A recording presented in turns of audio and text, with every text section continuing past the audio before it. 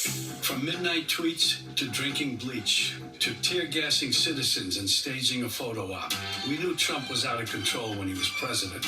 Then he lost the 2020 election and snapped, desperately trying to hold on to power. Now he's running again, this time threatening to be a dictator, to terminate the Constitution. If I don't get elected, it's going to be a bloodbath. With just 163 days until Election Day, there's not enough being said about why Americans should seriously consider voting for President Biden.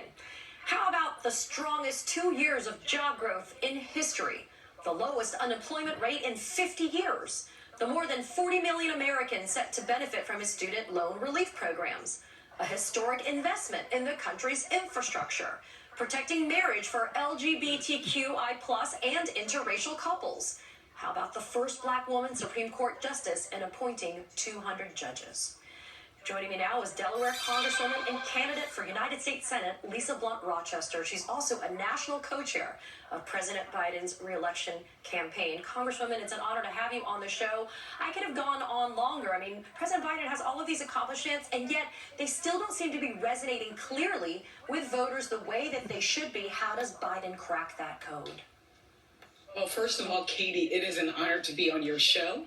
Secondly, I'd love to just say to all of the families out there that this is Memorial Day weekend, and we hope that they have a reflective and weekend to honor our service members. But I think you hit right on the head, on the nail on the head, that the president has done so much, working with Democrats in the House and Senate to do some transformational things for this country. And for our campaign, our goal is to make sure that everybody understands the stakes and understands the difference between a Joe Biden presidency again and a Donald Trump presidency again. I actually served under both presidents. And so I got the chance to see someone who's focused on himself and a small group of individuals, and somebody like Joe Biden who wakes up every single day thinking about how can I make people's lives better. From coming out of the pandemic, and as you mentioned, having the lowest unemployment rate in 50 years, to ensuring that we cap the cost of insulin for seniors on Medicare, which he would like to do to $35 for everybody as we move forward, to really just building our roads, our bridges, making sure that people have access to internet, making our community safer, and then even for our veterans, passing the PACT Act. This president has shown the difference between somebody who wakes up every morning thinking about how am I going to do that. And as a campaign, part of what we're doing is going to communities, opening up offices in different parts of the country, particularly those battleground states, and making sure that folks from those communities can tell the stories.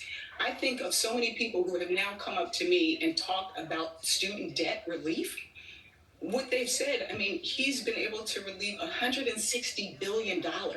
And people have come up to me and said, that's been a game changer for them. I had a Capitol Police officer who had me roll down my window in my car as he was, I was going through security. And he said to me, my wife has been a teacher for decades. And for the first time, she is actually able, because of that student debt relief, to do things that we haven't and invest in our economy. And so to me, part of our goal is to tell the stories, have rapid response to the things that Trump says, create offices and be in communities, because while Donald Trump is going to court, Joe Biden is actually going to meet the people where they are.